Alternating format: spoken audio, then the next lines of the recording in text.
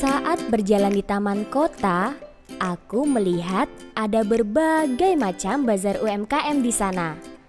Ada UMKM kuliner, fashion, dan kosmetik. Ramai dengan pembeli. Apakah kamu tahu apa kepanjangan dari UMKM?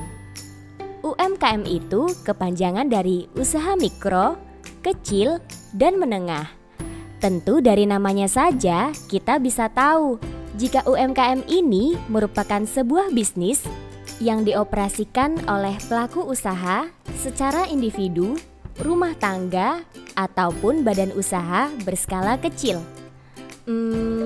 Bagaimana UMKM tersebut bisa mengembangkan usahanya ya? Ternyata mereka dapat terus berkembang karena adanya jenis IKNB yang satu ini. Kamu bisa menyebutnya dengan Lembaga Keuangan Mikro atau LKM. Yuk cari tahu mengenai LKM bersamaku.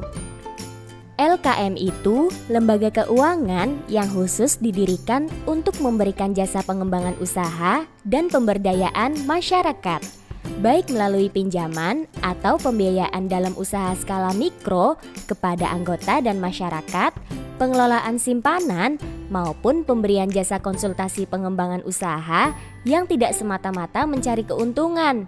Adapun bentuk badan hukum LKM itu terbagi menjadi dua. Yang pertama ada koperasi, dan yang kedua ada perseroan terbatas. Untuk perseroan terbatas, sahamnya paling sedikit 60% dimiliki oleh pemerintah daerah kabupaten atau kota atau badan usaha milik desa atau kelurahan. Selanjutnya kita akan mengenal kepemilikan dari LKM. LKM hanya dapat dimiliki oleh warga negara Indonesia, badan usaha milik desa atau kelurahan, pemerintah daerah kabupaten atau kota, atau koperasi. Sebagai catatannya, LKM ini dilarang dimiliki, baik langsung maupun tidak langsung, oleh warga negara asing atau badan usaha yang sebagian atau seluruhnya dimiliki oleh warga negara asing atau badan usaha asing. LKM memiliki cakupan wilayah usaha dan permodalan. Luas cakupan wilayah usaha suatu LKM berada dalam satu wilayah desa atau kelurahan, kecamatan, kabupaten atau kota sesuai dengan skala usaha masing-masing LKM. Dalam memberikan pembiayaannya, LKM memiliki skala yang berbeda-beda. Untuk wilayah desa atau kelurahan sebesar 50 juta rupiah kepada penduduk di satu desa atau kelurahan. Untuk kecamatan sebesar 100 juta rupiah kepada penduduk di dua desa atau kelurahan atau lebih dalam satu wilayah kecamatan yang sama. Dan untuk kabupaten atau kota sebesar 500 juta rupiah kepada penduduk di dua kecamatan atau lebih dalam satu wilayah kabupaten atau kota yang sama. Ada kondisi tertentu, LKM wajib bertransformasi menjadi bank perkreditan rakyat atau bank pembiayaan rakyat syariah, yaitu ketika melakukan kegiatan usaha melebihi satu wilayah kabupaten atau kota di tempat kedudukan LKM.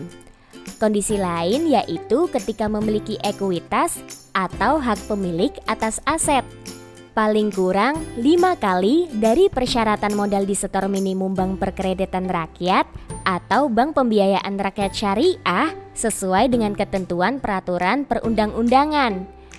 Ada beberapa larangan bagi LKM dalam melakukan usaha, di antaranya menerima simpanan berupa giro dan ikut serta dalam lalu lintas pembayaran, melakukan kegiatan usaha dalam valuta asing, atau melakukan usaha di luar kegiatan usaha seperti yang dimaksud dalam pasal 2 Peraturan OJK nomor 13/POJK.05/2014 tentang penyelenggaraan usaha lembaga keuangan mikro. Itu tadi salah satu jenis IKNB berupa lembaga keuangan mikro. Eits, masih ada jenis-jenis IKNB lain yang harus kamu ketahui loh. Simak di video selanjutnya ya. Sampai jumpa.